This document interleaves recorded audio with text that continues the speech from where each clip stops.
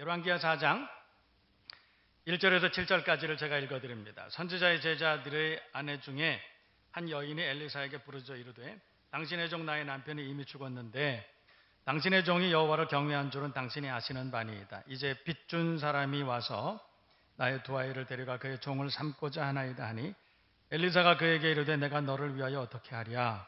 네 집에 무엇이 있는지 내게 말하라. 그가 이르되 계집종의 집에 기름 한 그릇 외에는 아무것도 없나이다 하니 이르되 너는 밖에 나가서 모든 이웃에게 그릇을 빌리라. 빈 그릇을 빌리되 조금 빌리지 말고 너는 내 두 아들과 함께 들어가서 문을 닫고 그 모든 그릇에 기름을 부어서 차는 대로 옮겨 놓으라 하니라. 여인이 물러가서 그의 두 아들과 함께 문을 닫은 후에 그들은 그릇을 그에게로 가져오고 그는 부었더니 그릇에 다 찬지라. 여인이 아들에게 이르되 또 그릇을 내게로 가져오라 하니 아들이 이르되 다른 그릇이 없나이다 하니 기름이 곧 그쳤더라. 그 여인이 하나님의 사람에게 나아가서 말하되 그가 이르되 너는 가서 기름을 팔아 빚을 갚고 남은 것으로 너와 내 두 아들이 생활하라 하였더라. 아멘. 6절 말씀 보시면 그릇에 다 찬지라 라는 말씀이 있죠. 오늘 이 말씀을 우리가 제목으로 해서 함께 은혜로운 말씀을 나누도록 하겠습니다. 우리가 순종함으로 또 하나님의 말씀에 또 믿음으로 반응함으로 그릇이 다 채워지는 은혜와 복을 받는 저와 여러분 모두가 되시기를 주님의 이름으로 축복합니다. 어르신들 가끔씩 제가 만나 뵙고 이 얘기 저 얘기 하다 보면 10분 중에 절반은 꼭 이런 얘기 하시더라고요. 목사님 제가 젊었을 때 강남 어디 땅이 있었는데 논도 있고 뭐 밭도 있고 뭐 임야도 있고 그랬는데 그때 내가 그 어떤 사람 말을 듣고 내가 그 땅을 샀었더라면 그분 말 듣고 내가 그걸 샀었더라면 아마 큰 부자가 됐을 텐데 근데 내가 그 말을 안 들어가지고 기회를 놓쳤습니다. 그런 말씀을 하시는 적이 많이 있습니다. 우리 사회가 유교 베이스죠. 유교 베이스입니다. 그래서 남의 말 잘 안 듣는 것이 어떻게 보면 지혜로운 사람이다. 이런 인식이 있습니다. 남의 말 너무 잘 듣는 사람, 그런 사람들을 귀가 얇다. 이렇게 말하죠. 사실 귀가 얇다라고 하는 말은 좀 부정적인 의미로 그렇게 쓰이고 있습니다. 귀가 얇다라고 하는 말의 그 뜻은 뭐냐면 남의 말을 쉽게 믿는다, 남의 말을 쉽게 듣는다 이런 정의, 그 정의는 그런 뜻이에요. 부정적으로 쓰이죠. 긍정적인 의미로는 귀가 얇다라는 말의 그 긍정적인 의미로는 상황에 적극적이다, 개방적이다 이렇게 생각할 수도 있겠죠. 그런데 대부분은 부정적인 의미로 그렇게 쓰이게 됩니다.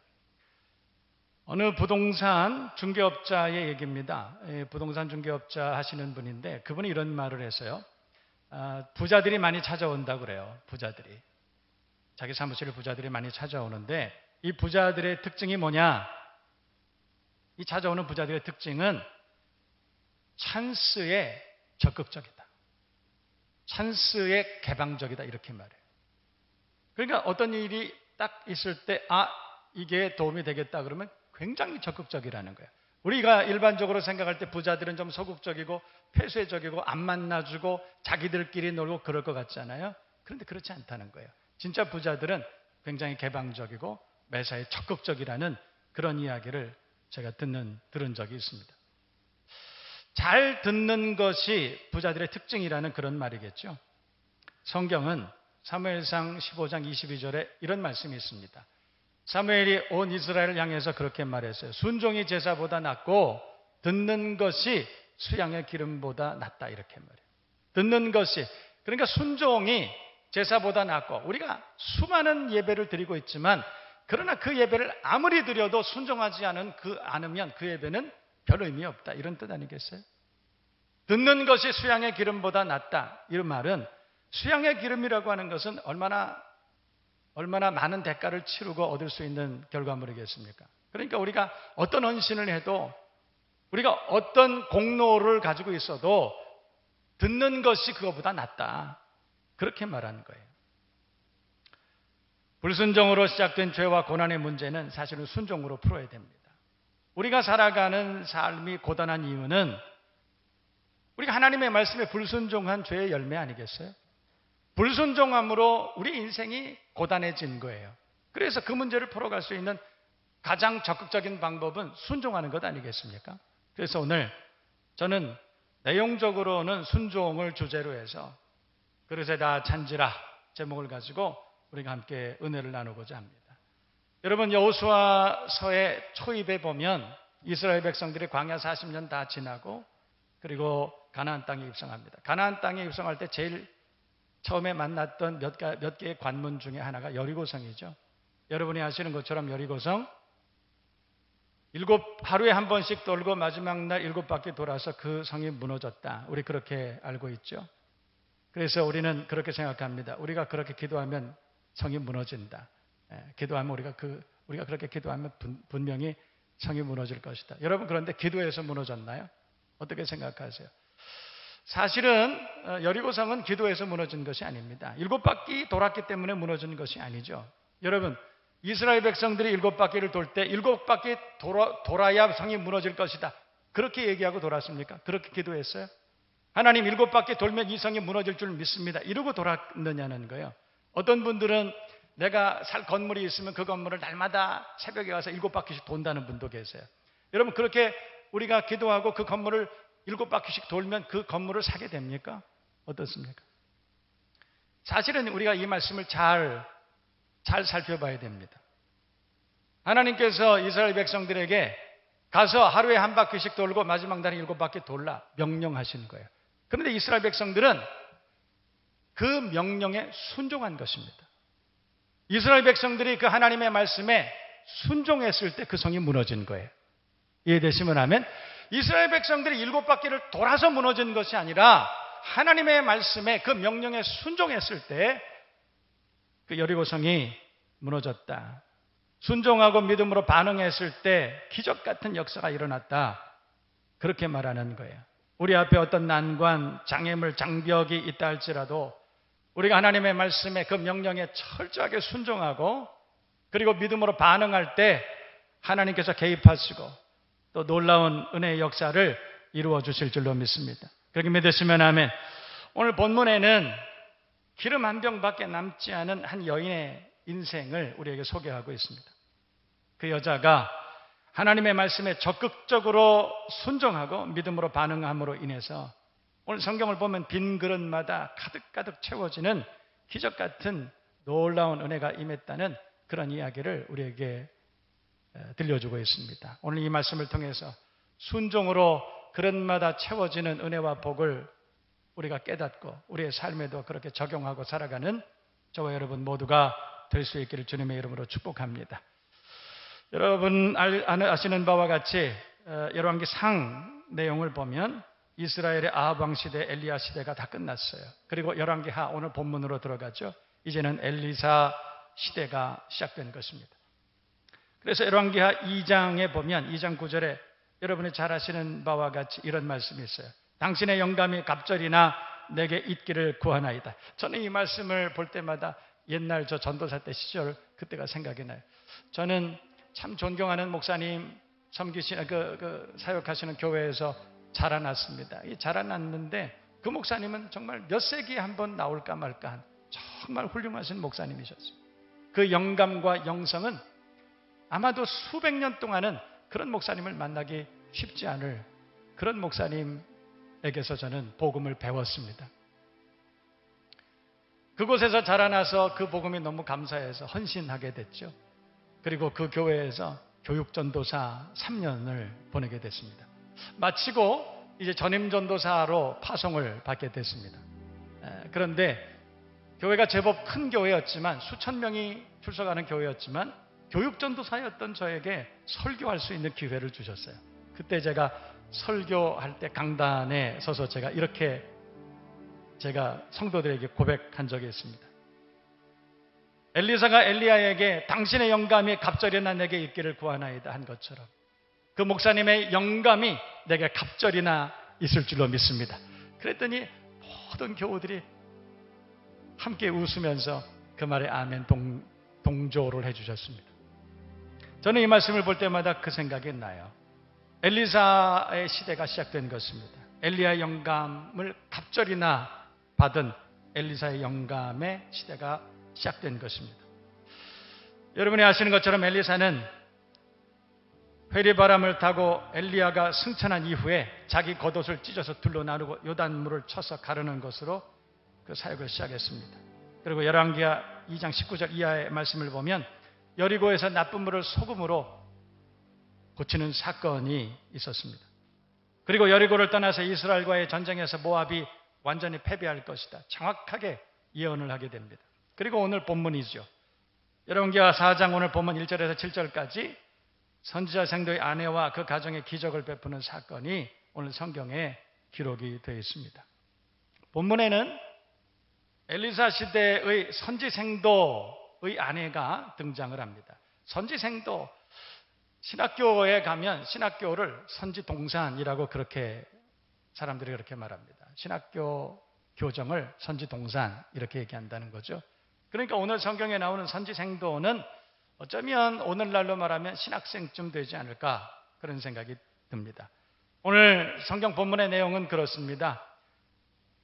엘리사의 선지생도가 있었는데 사역을 하다가 생전에 빚만 자녀들에게 또 아내에게 잔뜩 남겨놓고 죽었다. 세상을 떠났다. 그랬다는 거예요. 여러분 그 당시에는 빚을 지면 갚기가 어려워요. 그때 당시는 그랬습니다. 빚을 지면 갚을 수가 없어요. 그래서 빚쟁이가 채주가 빚 대신에 이 여인에게 찾아와서 두 아들을 내게 달라 이렇게 한 거죠. 그 당시 남에게 빚을 지면 자녀들은 7년 동안 안식년이 되기까지 그 빚쟁이의 집에서 종노릇을 해야 되는 그런 풍습이 있었습니다.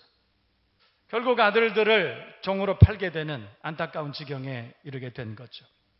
이 선지생도 아내의 심정이 어땠을까?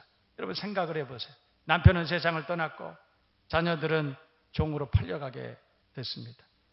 오늘 성경을 보면 이 여인에게 남은 것은 기름 한 병밖에 없어요. 다 잃어버리고 이제는 기름 한 병밖에 없다.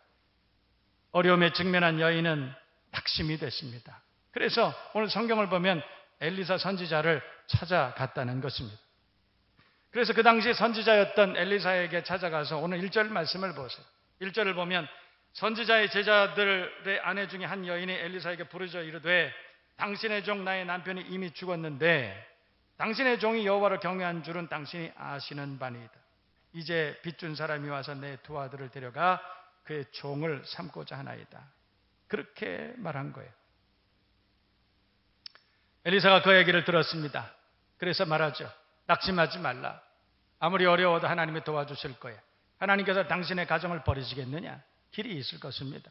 그러면서 2절 말씀을 보면 내가 당신을 위해서 어떻게 했으면 좋겠습니까? 내가 너를 위하여 어떻게 하랴?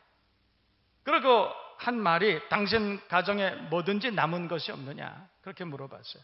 사실은 그 내면을 확인한 거죠. 당신 내면에 뭐 남은 거 없냐? 그래 물어본 거예요.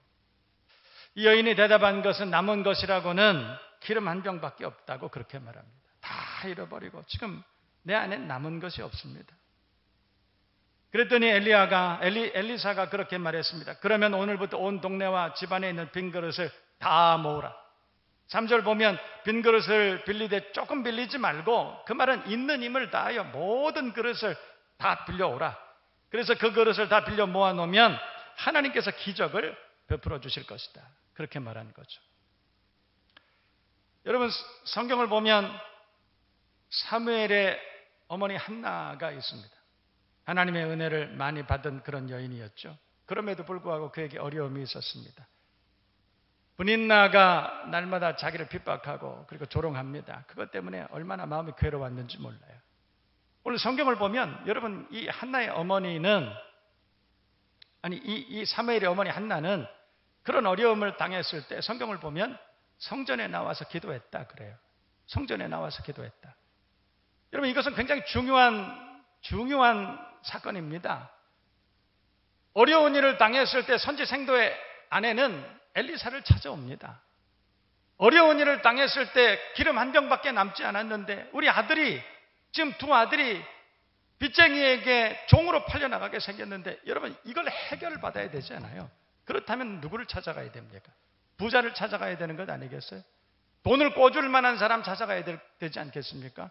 오늘 성경의 선지생도의 아내는 누구를 찾아왔냐면 엘리사를 찾아온 거예요. 한나는 어려움을 당했을 때, 핍박을 받고 조롱을 당할 때 그 일을 해결을 하기 위해서 다른 사람을 찾아간 것이 아니라 성전 찾아온 거예요. 그래서 하나님 앞에 기도했다는 것이죠. 믿음으로 기도했더니 하나님께서 아들을 주셨다. 오늘 성경은 그렇게 우리에게 말씀하고 있습니다. 오늘 이 선지생도의 아내도 어려움을 불신앙적으로, 부정적으로 그렇게 나쁘게 해석하지 않았어요. 자기만 당하는 불행이라고 생각하고 포기하고 그러지 않고 선지자에게 찾아왔습니다. 엘리사에게 찾아왔어요. 그때 하나님께서는 그의 믿음을 보시고 엘리사를 통해서 그 문제를 해결해 주신 줄로 믿습니다. 이런 이야기가 이 선지생도 아내의 이야기와 비슷한 유사한 이야기가 하나 있습니다. 의과대학을 나오고 그래서 의사가 돼야 했지만 그러나 어느 날 하나님께서 큰 은혜를 주셔서 신학교를 간 어떤 청년이 있었습니다. 신학교를 가서 그래서 결혼을 했어요. 결혼을 하고 목사 안수를 받았습니다. 목사 안수 받고 그리고 교회를 개척했죠. 그런데 얼마 지나지 않아서 간암으로 세상을 떠났습니다. 동문들이 모두 모여서 장례식을 치러줬다고 그럽니다. 동문들이 관을 옮기고 그리고 장례식을 진행하는데 오늘 선지생도의 아내처럼 그 부인이 얼마나 낙심을 하는지 모릅니다. 얼마나 안타까운 일이었는지 몰라요. 결혼한 지 2년밖에 안 되는 그런 가정이었어요. 그런데 그 가정에 아이가 하나 있습니다. 100일도 되지 않은 거예요. 그러니까 낙심할 수밖에 없죠. 그 부인이 관을 붙잡고 같이 죽겠다고 울고불고 차마 볼 수가 없었다고 그래요. 그 치마가 벗겨지는지도 모르고 악을 쓰면서 결사적으로 달려듭니다. 그 광경을 보고 울지 않은 사람이 아무도 없었다는 거예요. 장례를 다 치루었습니다. 그래서 동문들이 돈을 모아서 이 아내에게 집을 사드렸다고 합니다. 그로부터 한 5년이 지났습니다. 동문들이 어느 날 한자리에 모여서 그래서 차를 한 잔 마시는 시간이 됐는데 목사님 중에 한 분이 충격적인 얘기를 들려줬습니다. 뭐냐면 어느 날 이 목사님이 차를 타고 길을 가고 있었는데 이렇게 보니까 어떤 여자가 술에 취해서 술에 만취한 여자가 어떤 남자와 같이 길을 가는 걸 봤는데 그게 바로 몇 년 전에 그렇게 남편을 떠나보내고 울던 그 목사님의 아내였다는 거예요. 그 이야기를 듣고 친구 목사님들이 그 친구 목사님이 죽었을 때보다 더 큰 충격을 받았다. 그런 이야기를 들려준 적이 있습니다. 여러분, 어려운 일을 당했을 때 어떤 사람들은 세상으로 달려갑니다. 하나님 없나 보다. 이런 일이 생겼는데 내가 어떻게 이걸 믿음으로 풀겠냐 이렇게 말하는 분들이 있어요. 여러분 그렇지 않습니까? 선지생도의 아내가 그야말로 선지생도의 아내 아니에요? 얼마나 믿음으로 살려고 애를 쓰고 얼마나 그랬겠어요. 그런데 그런 일을 당한 거예요.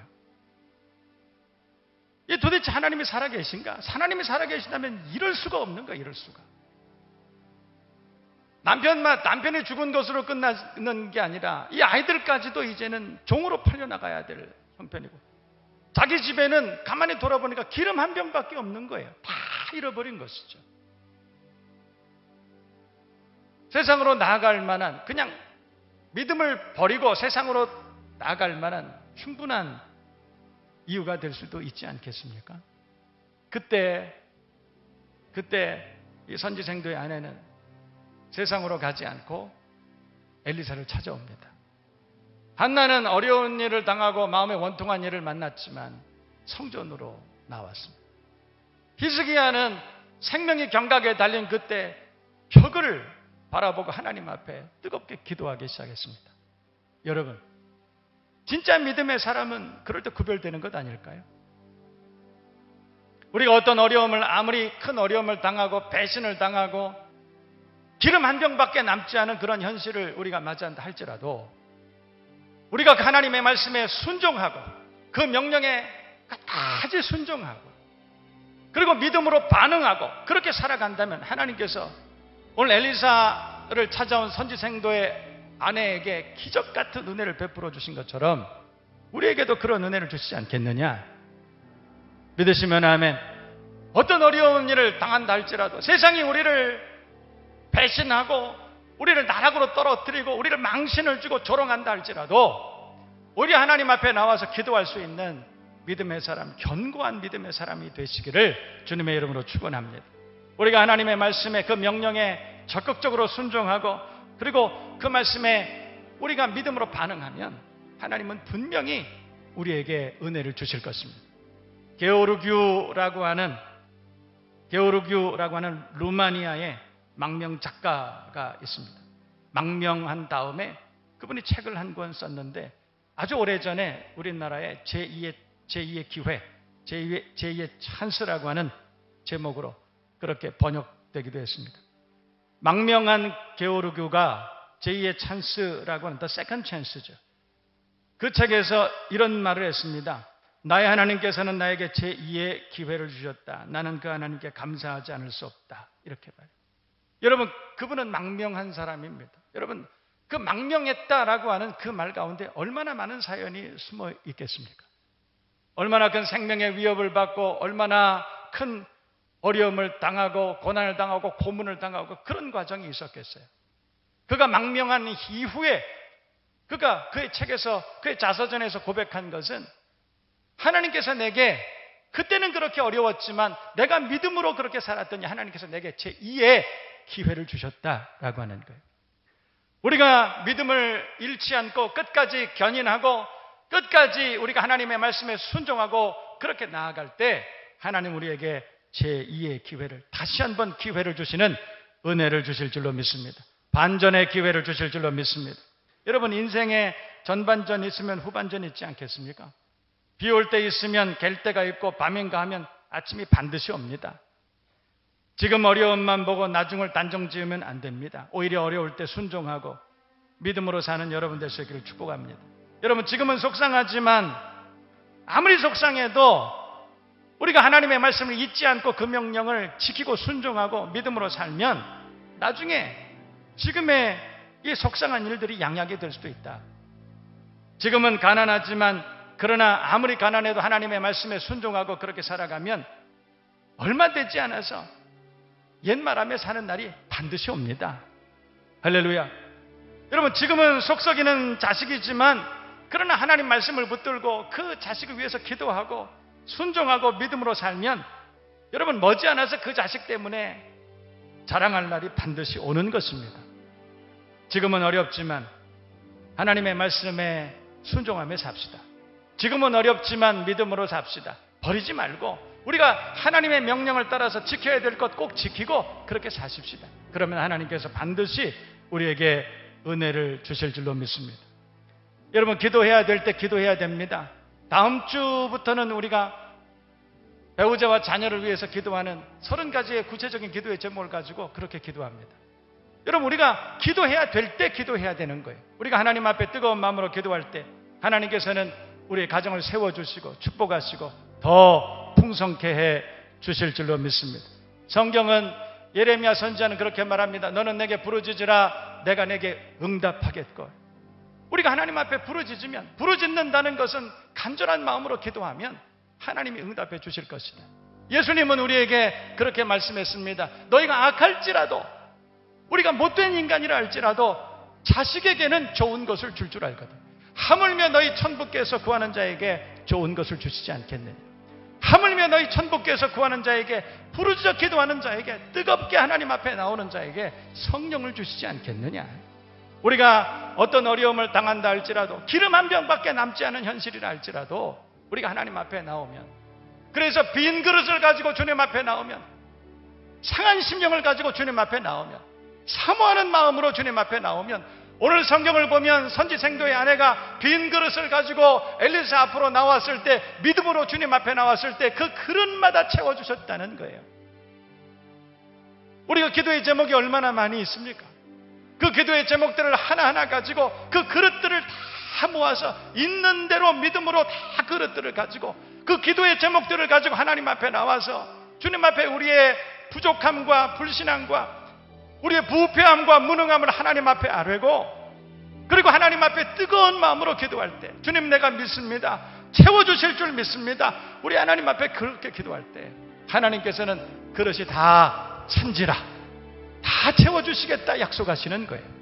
어려운 일이 있을 때 세상으로 도망가지 말고 적당히 되는 대로 살지 말고, 어려운 일이 있을 때 믿음에서 벗어나지 말고 오히려 하나님 앞에 더 가까이 나아가는 저와 여러분 모두가 되어야 할 줄로 믿습니다. 하나님의 말씀에 적극적으로 순종하십시다. 그리고 그 하나님의 말씀에 믿음으로 반응하는, 다시 말해서 그 하나님의 말씀을 우리의 삶 가운데 지키고 살아가는 저와 여러분 모두가 되어야 할 줄로 믿습니다. 오늘 선지생도의 아내는 그 말씀을 믿고 믿음으로 빈 그릇을 가지고 주님 앞에 나왔어요. 기도의 제목들 아니겠습니까? 빈 그릇을 가지고 왔다는 것은 수많은 기도의 제목을 가지고 주님 앞에 나왔다는 것 아니에요. 그때 하나님께서는 그 믿음을 보시고 그 순종을 보시고 그릇마다 다 채워주셨다. 오늘 이 말씀이 우리에게 은혜가 되기를 바랍니다. 새로운 결단이 되기를 바랍니다. 다음 주부터 새벽마다 나와서 함께 기도하십시다. 하나님의 은혜가 있을 것입니다. 응답의 역사가 있을 것입니다. 성령님께서 함께 하셔서 우리를 격려해 주시고 위로해 주시고 새 힘을 부어 주실 줄로 믿습니다.